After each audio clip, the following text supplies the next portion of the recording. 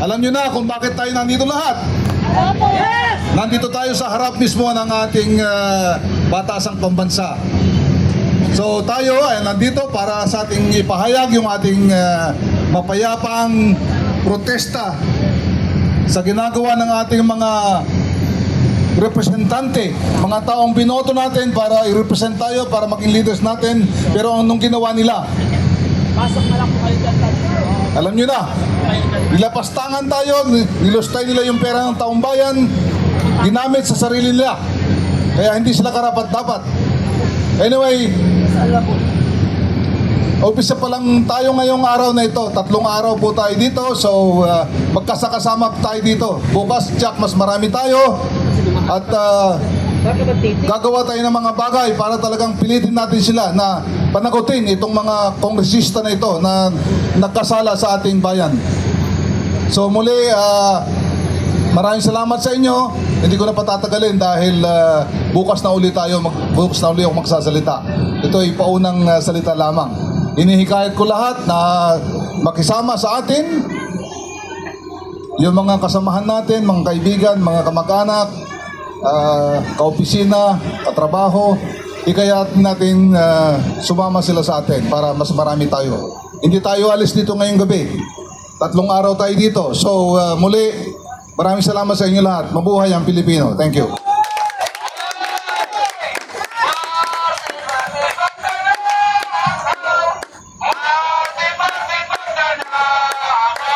Yes! Magandang gabi ho! Nagbabalik na naman tayo. Ang ganda naman ng kanta. Martin Magnanakaw!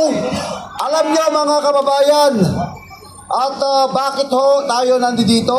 Ang atin hong layunin ay hindi para manggulo. Hindi po tayo naparito para po tayo ay manira. Tayo po ay narito para ayusin natin ang Pilipinas. Mga kababayan, sawang-sawa na po ang Pilipino. Sawang-sawa na ang sambayanang Pilipino. Napakayaman ng ating bansa. Pero ho, iilan lamang ang nagkakamal. Iilan lamang ang yumayaman.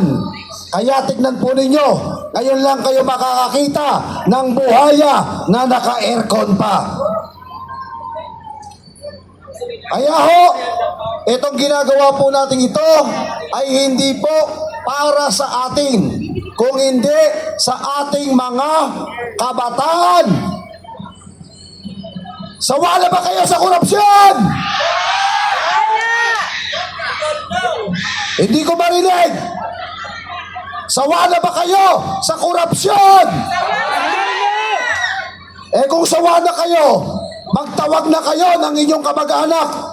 Umpisahan na natin dito. 3 araw po tayo rito. 3 araw ho nating tutuligligin ang mga bingi, mga bulag na mga buhaya sa loob ng Kongreso. Kamakailan lamang po mga kababayan, ibinulgar na ang milyon, bilyong, trilyong piso na atin hong binayad sa ating buwis. May magnanakaw. May magnanakaw talaga eh. Umamin eh. Maglalakas ba ng loob ang kontraktor kung walang kasabwat? Maglalakas ba ng loob ang Department of Public Works and Highways kung walang kasabwat na politiko? Nakita na po ninyo kung anong ginawa. Umamin na si Diskaya, magnanakaw siya. Umamin siya na ang kanyang mga kasabwat ay mga Department of Public Works and Highways at mga kongresista. Napanood po ninyo, ginagawa pong tanga ang sambayan ng Pilipino. Bakit? Alam niyo bakit? Binaligtad po nila ang kwento.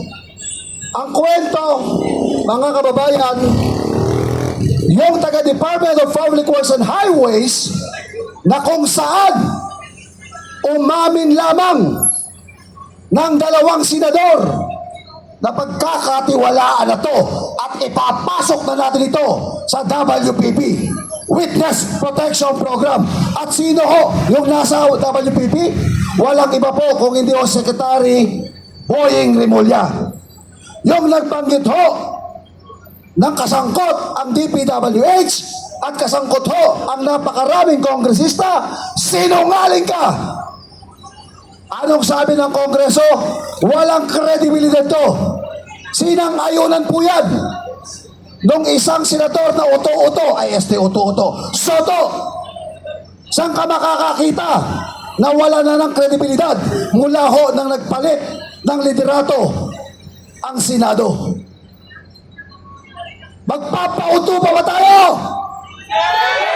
Magpapauto tayo kay uto-uto? Ano dapat natin gawin? Kumilos.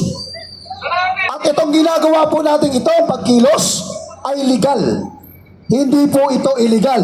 Sapagkat may permiso po tayo sa Pangulo ng Republika ng Pilipinas. Kahit pumunta tayo sa gitna doon, walang haharang sa atin. Bakit? Sinabi ng Pangulo ng Republika ng Pilipinas, lumabas kayo, sumigaw kayo. Hindi ba? Kaya kahit pumunta tayo doon, wala akong magagawa. Bakit? May basbas kami. At sinabi niya, sumigaw kayo, manawagan kayo, lumabas kayo. Eh, hindi lang ho basta labas. Kailangan ho, isigaw ho natin yung mga buhaya. Yung mga magnanakaw. Sawang-sawa na po tayo. Utang dito, utang doon. Pero ang nakikinabang, iilang politiko. Kaya mga minamahal ko po mga kapatid, sa mga YouTube channel po ninyo, sa mga nakakapanood po, libo-libo, daan-daan na nanonood ngayon sa atin, huwag po nating ipakita ang ating tapang diyan sa ating home platform. Lumabas po lahat ng gustong sumali rito. Samahan niyo po kami. Para sa inyo po ito. Para sa ating lahat. Muli, magbabalik po ako mamaya ha. Magbabalik po ako mamaya. At again, isang sigaw ka. Martin, Martin Magnanakaw! Martin, Martin Magnanakaw! Martin, Martin Magnanakaw! Magnanakaw si Martin! Mamaya ho, i-reveal ho natin mamaya sa akin dito ang bisibis. Guys, eto na lang. Oh. Hindi mo na dito ang ano. Wala pang papalit.